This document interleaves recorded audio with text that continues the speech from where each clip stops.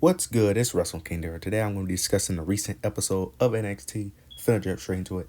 Starts off with Kalani Jordan. She's kind of promo. She's celebrating her. She's celebrating being the new NXT North American Championship champion, the first NXT North American champion.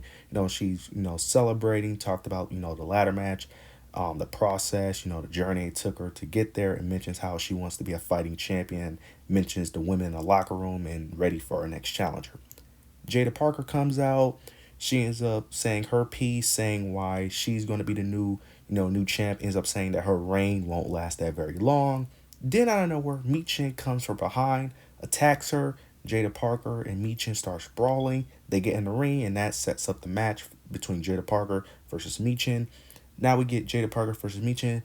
That we get towards the end of the match. This was a decent match, nothing too special, but towards the end of the match, Jada Parker got the advantage. She got the upper hand. Then the OC ended up coming out in this match as well. I'm still confused a bit to why the OC. Now they did play a role into this match, but I'm still confused on why the OC are helping Michin. Now I know they're a group, but it's kind of weird because the OC in tonight's episode portrayed themselves as baby faces, because they even had backstage segments where they appeared as baby faces, but they've been heels throughout NXT, so it's kind of confusing. But Jada Parker ends up going outside, going for a steel chair, and then she gets in the ring, and then Luke Gallows interferes, distracts the ref. Jada Parker is about to hit Michin with the chair, but Carl Anderson ends up taking the chair away from Jada Parker. Jada Parker gets distracted. Michin gets a roll-up pin and picks up the victory there. Now, of course, they're most likely going to continue. Yeah, they're going to continue this rivalry because after this, later on the show, Jada Parker had a backstage segment with her OTM members. She ends up basically, talking about how Jada Michin got lucky and how she's going to get her payback. And this match, after this match too, Michin had a segment with the OC confirming that she will have a title opportunity against Kalani Jordan. So Kalani Jordan, her first opponent, her first title defense will be against Michin on next week's NXT. This was a decent match though. I love what they did here. Protect Jada Parker in the process, and I'm excited to see what's going to happen next week between Jada Parker and Michin, and if Michin ends up, well, actually, I think I know what's going to happen. Jada Parker is going to clearly interfere in the match, cost her match, and that's going to continue the rivalry. Now next, we get a Chase U segment. It's Riley Osborne, Duke Hudson arguing with Chase, Andre Chase, and Rich Holland. They're both arguing, going back and forth. Thea Hill ends up coming into the room and ends up yelling at all four people. Ends up yelling, ends up saying that they all need to shut up and sit down. And then she ends up saying that she ends up getting on talking to Riley, ends up saying that you're mad that Rich Holland is an outsider, but you was too, but we brought you in. Then she ends up mentioning Andre Chase, ends up saying that you almost gambled the entire university. Then goes to Duke, ends up saying that people thought that you was going to turn on Chase, but you didn't. And then she ends up saying that we give everyone that chase you an opportunity. We give everyone a chance, and I'm over it, and you guys need to get on the same page. I love what they did here, and I love this more aggressive version of Thea Hill.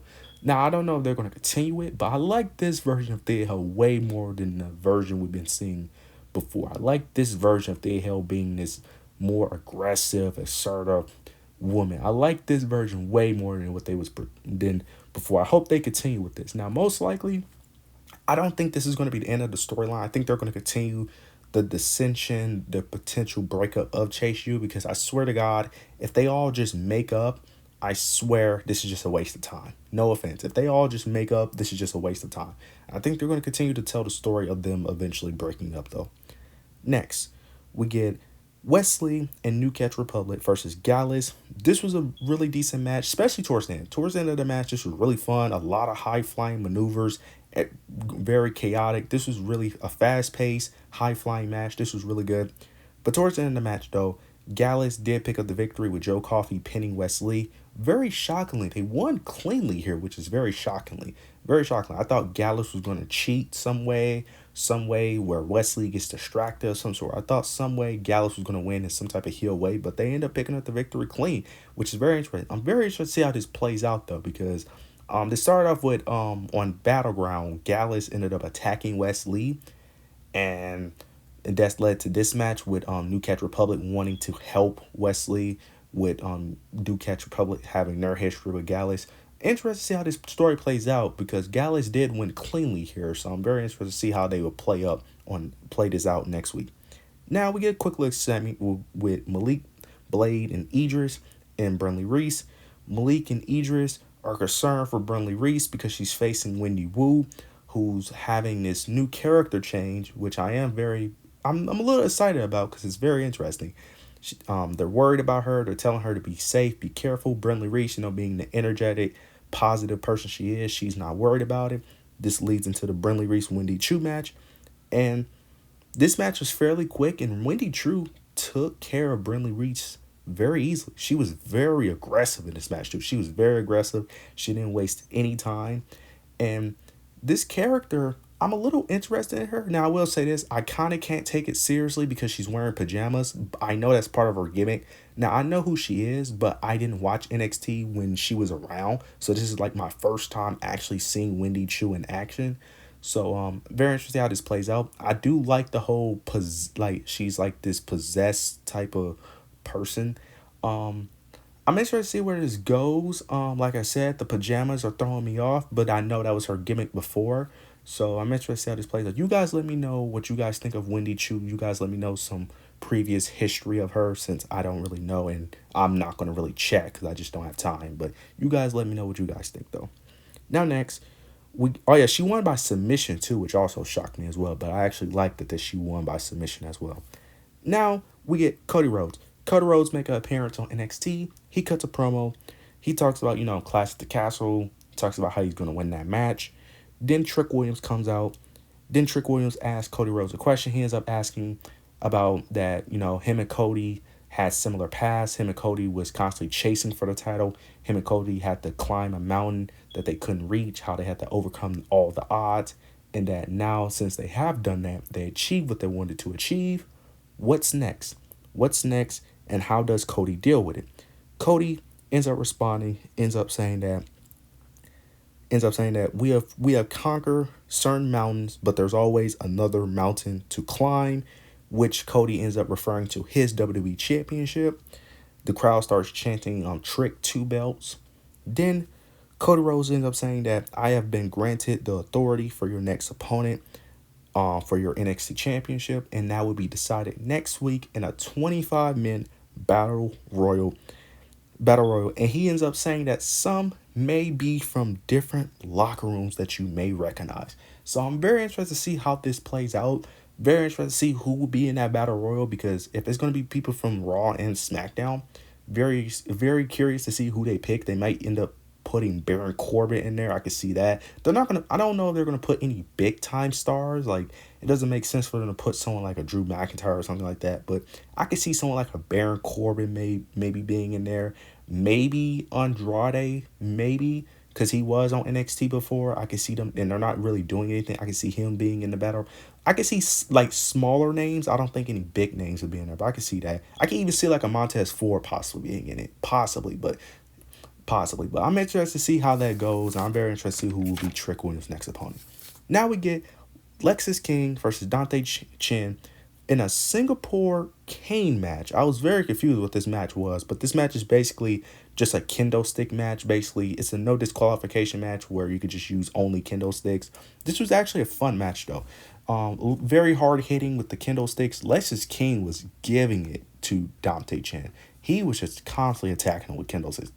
Dante Chen had so many bruises on his body. It was crazy. It was kind of reminding me of Gunther and Sheamus matches where Sheamus has all the bruises on his chest. Dante Chen had a lot of bruises. He had bruises on his chest, arms, back. It was crazy.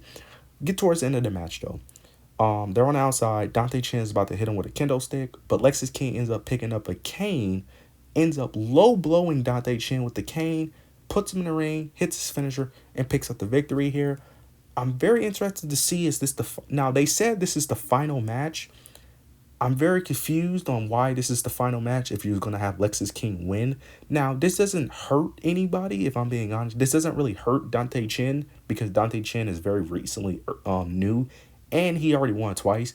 But I don't think this really hurts Lexis King. Now, you could say it kind of helps him, I guess, but I'm still confused on the booking of having Dante Chen win twice.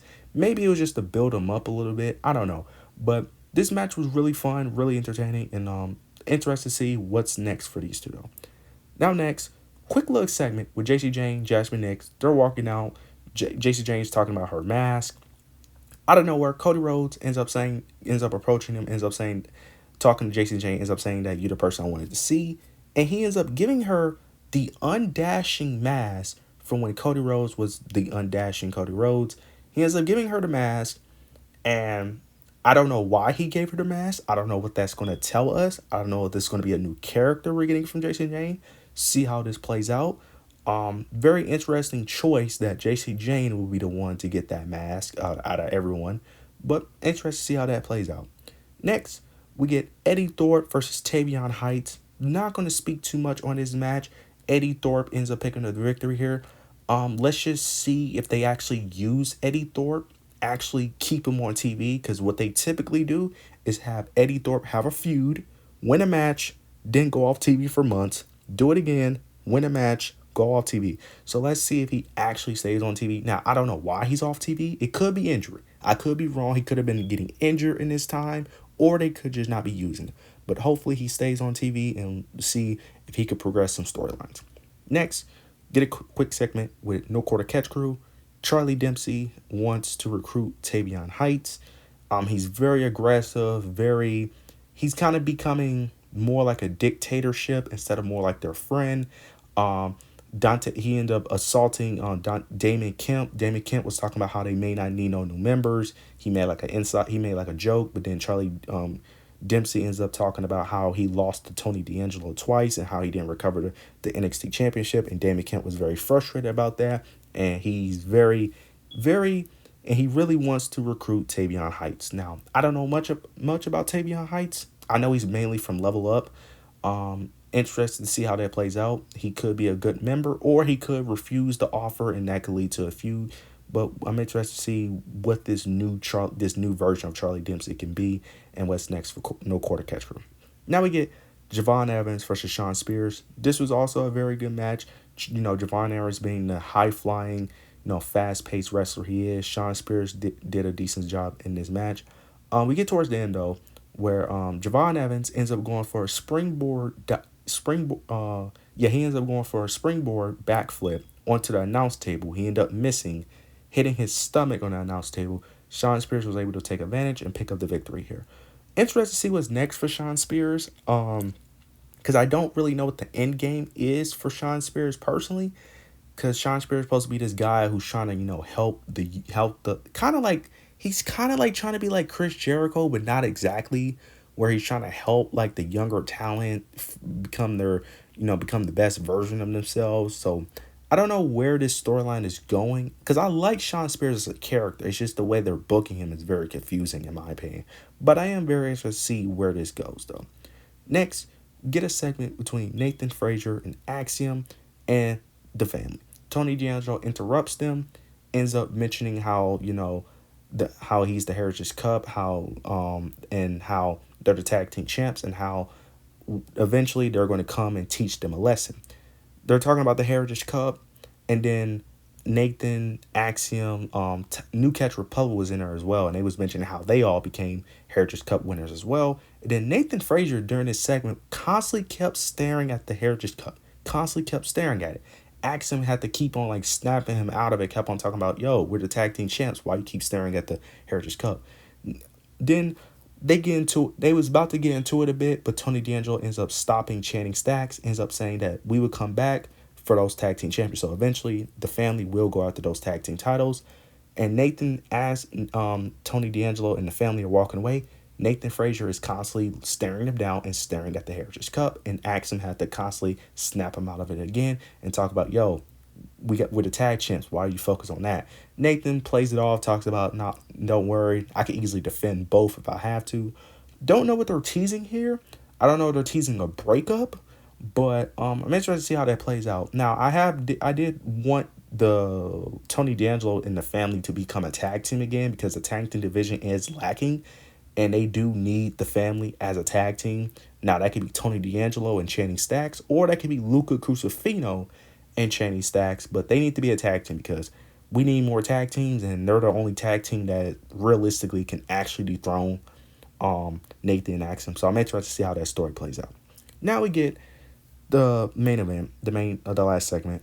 Roxanne Perez, she comes out, cuts a promo, mentions Battleground. Then she ends up mentioning Ava, starts mentioning how Ava needs to congratulate her. Ava comes out, congratulate her. Ava and Roxanne, they have their back and forth, they constantly, have their issues with each other. Then out of nowhere, JC Jane comes out. JC Jane comes out, she gets in the ring with Jasmine Nix. She ends up saying that ever since you won that NXT championship, it seems like you lost your sweet personality. And then for sure, you have lost your memory because before you have signed here, I was one of the main reasons people was even watching NXT. Then Lash Legend comes out. She ends up making her argument, her case for why she should go after Roxanne Perez. Then, I don't know what, she came out with Jakara Jackson as well. Then it's Jakara Jackson, Lash Legend on the left side of Roxanne Perez, and JC Jane and Jasmine Nix on the right side of Roxanne Perez. And Roxanne Perez is like backing up towards like the middle rope. And they're both closing in, both like factions or teams or whatever are closing in on Roxanne Perez. She's backing up and it looks like they're about to attack her. Out of nowhere, Lola Vice theme music hits. She comes out and she makes her piece for why she should be the one to go after Roxanne Perez title. Out of nowhere, Jakara Jackson ends up making a slight diss towards Lola Vice. Lola Vice ends up doing a spin kick towards Jakara Jackson. Then Lash Legend attacks Lola Vice. Then everyone brawls, but the brawl ends up ending with Lola Vice and Roxanne Perez teaming up, end up taking out JC Jane and Jasmine Nix, and they are the last two standing in the ring. Very interested to see how this plays out with all of these women wanting a shot at Roxanne Perez.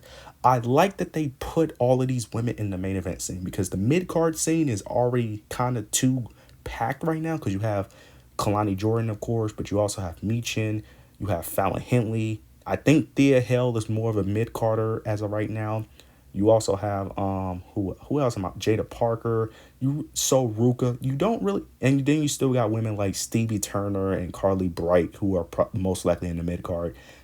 I like that they brought some women up to the main event scene because I do think women like Lash Legend, Lola Vice, JC Jane shouldn't really be in the mid card in my opinion. I think their time is done. They need to be in the main event. And plus you need new opponents for Roxanne Perez. So I'm glad that they brought them up towards the main event scene. I hope they continue to keep them in the main event scene. I hope this isn't like a one-time thing. Interested to see how this plays out though with JC Jane, Lash Legend, and Lola Vice winning opportunity. Now, what they could do is they could make this a fatal four-way match for the next pay-per-view. They could do that. But this was a good episode overall. I really love what they did here. This was a great episode. You guys let me know what you guys thought of the episode of NXT. You guys leave your opinions down below.